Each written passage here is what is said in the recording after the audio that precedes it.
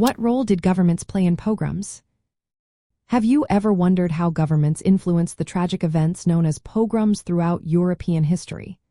These violent attacks primarily targeted Jewish communities, and the role of governments in these events is quite complex. In many cases, governments were not just passive observers but played active roles in the occurrence and continuation of pogroms.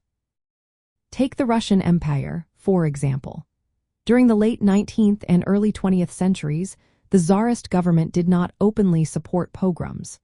However, it maintained discriminatory laws like the Pale of Settlement, which limited Jewish residency and rights.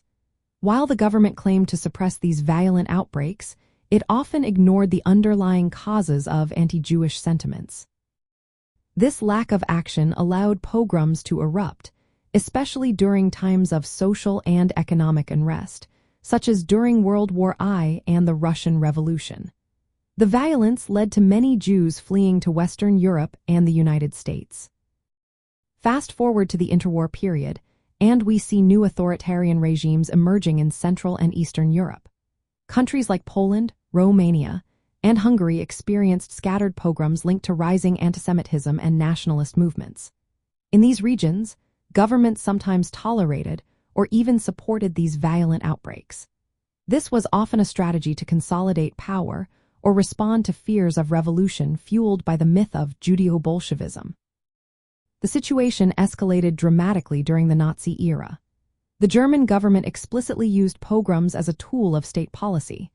A notable example is Kristallnacht, which translates to Night of Broken Glass, in 1938.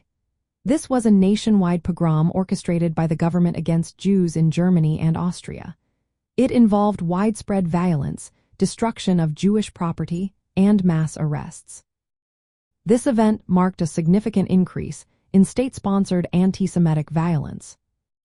After the invasion of the Soviet Union in 1941, Nazi authorities encouraged local populations in occupied territories to carry out pogroms against Jews.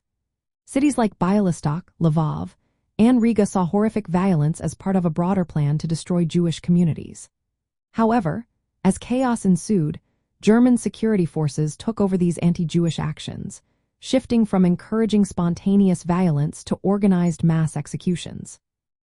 In summary, governments throughout European history played roles that ranged from passive tolerance to active orchestration of pogroms.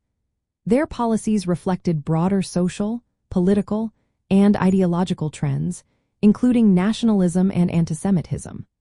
Understanding this complex relationship helps us grasp the tragic history of pogroms and their lasting impact on Jewish communities across Europe.